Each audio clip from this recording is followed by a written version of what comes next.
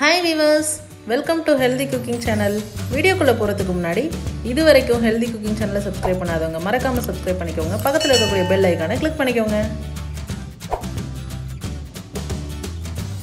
Hi viewers, இன்னைக்கு நம்ம சேனல்ல வெந்தயக்கீரை பருப்பு கடையல் எப்படி செய்யலாம்னு பார்க்கலாங்க. ரொம்ப சிம்பிளான ரெசிபி, அது மட்டும் இல்லங்க ரொம்ப ஹெல்தியான ரெசிபியும் கூட. வாங்க எப்படி செய்யலாம்னு பார்க்கலாம். வெந்தயக்கீரையில் நார்ச்சத்துக்கள் அதிகம், அது மட்டும் இல்லைங்க வெந்தயக்கீரை ரொம்ப குளிர்ச்சியானதும் கூட. வெந்தயக்கீரையை நம்ம வீட்டிலே ஈஸியாக வளர்க்கலாங்க. அதிகபட்சமாக உங்களுக்கு பார்த்திங்கன்னா ஒரு 10 டேஸில் இந்த அளவுக்கு இப்போ நான் காமிச்சிருக்க சைஸ் அளவுக்கு வளர்ந்துடும். இந்த சைஸே கரெக்டானது. இதுக்கு மேலே நம்ம வளர விட்டோம் அப்படின்னா நமக்கு டேஸ்ட் நல்லா இருக்காது. இப்போ பாருங்கள், அந்த மாதிரி கட் பண்ணிவிட்டு அதோட வேர் பகுதியெல்லாம் நான் அந்த மண் சட்டிலே போட்டுடுறேன்.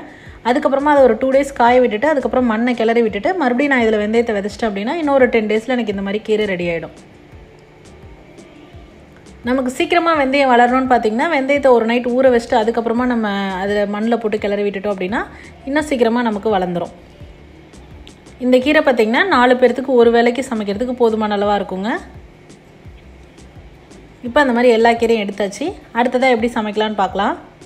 நம்ம எந்த பாத்திரத்தில் குழம்பு செய்ய போகிறோமோ அந்த பாத்திரத்தை எடுத்துக்கணும். நான் மண் சட்டி எடுத்துக்கிட்டேங்க. அதில் கொஞ்சமாக தண்ணி விட்டுக்கலாம். தண்ணி பார்த்திங்கன்னா ஒரு 1/2 லிட்டர் அளவுக்கு விட்டுக்கலாம். அதுக்கப்புறமா பூண்டு, பச்சை மிளகாய், 4 பச்சை மிளகாய். பூண்டு பார்த்திங்கன்னா ஒரு குட்டி சைஸ் பூண்டு ஃபுல்லாகவே எடுத்துருக்கேங்க. தக்காளி ஒரு மீடியம் சைஸ் தக்காளி 4ஆக கட் பண்ணி போட்டிருக்கேன். அடுத்ததாக சீரகம் 1/4 டீஸ்பூன்,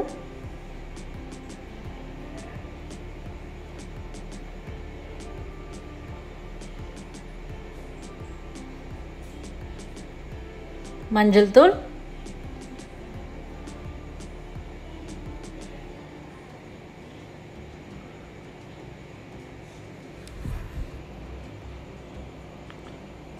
அதுக்கப்புறம் பார்த்திங்கன்னா நான் கொஞ்சமாக ஒரு டீஸ்பூன் அளவுக்கு விளக்கெண்ணெய் விட்டுக்கிறேன்.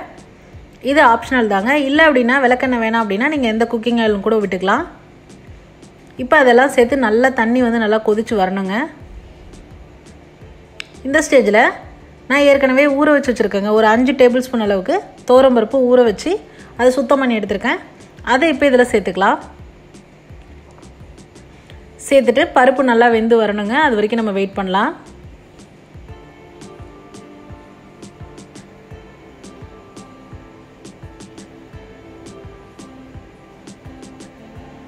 பாருங்கள், பருப்பு எந்த அளவுக்கு வெந்திருக்கு நான் உங்களுக்கு காமிச்சிருக்கேன்.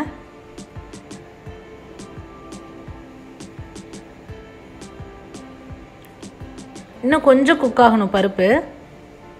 அப்பப்போ திறந்து தண்ணி அளவு கரெக்டாக இருக்கான்னு பார்த்துக்கோங்க.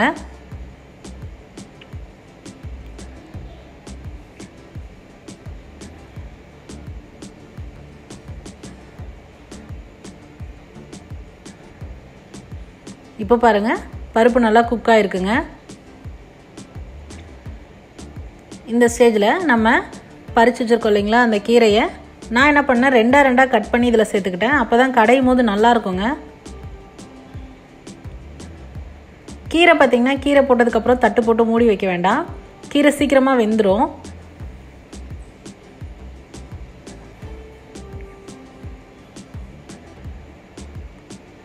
பாருங்கள், கீரை நல்லா சீக்கிரமாக குக்காகி வந்துடுங்க. நான் உங்களுக்கு காமிச்சிருக்கேன் பாருங்கள்.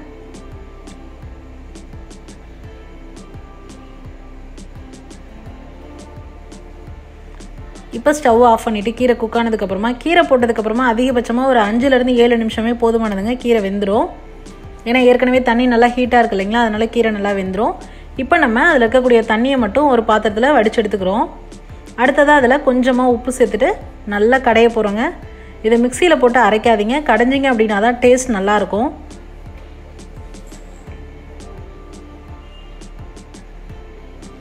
நல்லா கையில் மத்து வச்சு நல்லா கடைஞ்சி எடுத்துக்கோங்க. பாருங்கள், நல்ல பேஸ்ட் மாதிரி நான் நல்லா கடைஞ்சிட்டேன். இப்படி கடைஞ்சோன்னா தான் அந்த கீரையும் அந்த பருப்பும் நல்லா போய் பைண்ட் ஆகுங்க. நல்ல டேஸ்ட் நல்லாயிருக்கும். இப்போ நம்ம அந்த பருப்பு தண்ணியை வடிக்கிட்டு இருக்கிறோங்களா அதையும் அதில் சேர்த்து நம்ம கலக்கி விட்டுக்கலாம். உங்களுக்கு சப்போஸ் தண்ணி அளவு தெரியல, தண்ணி ஜாஸ்தியாக இருக்குது அப்படின்னா கொஞ்சம் கொஞ்சமாக விட்டு நீங்கள் கலந்து விட்டு உங்களுக்கு குழம்பு கன்சிஸ்டன்சி எந்த அளவுக்கு வேணுமோ அந்தளவுக்கு மட்டும் நீங்கள் நிறுத்திக்கலாம். அந்த தண்ணியை நீங்கள் வேஸ்ட் பண்ண வேணாம். அதில் நம்ம ரசம் வைக்கும் போது ரசத்தில் யூஸ் பண்ணிக்கலாங்க. இப்போ பாருங்கள், குழம்பு எல்லாமே கடைஞ்சி நம்ம கன்சிஸ்டன்சி எந்த அளவுக்கு வேணுமோ அந்த அளவுக்கு ரெடி பண்ணி வச்சாச்சு. அடுத்ததாக குழம்புக்கு தாளிப்பு பார்த்துடலாம். ஒரு கடாயில் கொஞ்சமாக எண்ணெய் விட்டுக்கலாம். எண்ணெய் சூடானதும் வடகம் போட்டிருக்கேங்க. வடகம் இல்லைன்றவங்க கடுகு மட்டும் போட்டுக்கலாம். அடுத்ததாக வாசத்துக்கு கொஞ்சமாக காஞ்ச மிளகாய், ஒரு மீடியம் சைஸ் வெங்காயம் நல்லா வதக்கி விட்டுக்கோங்க.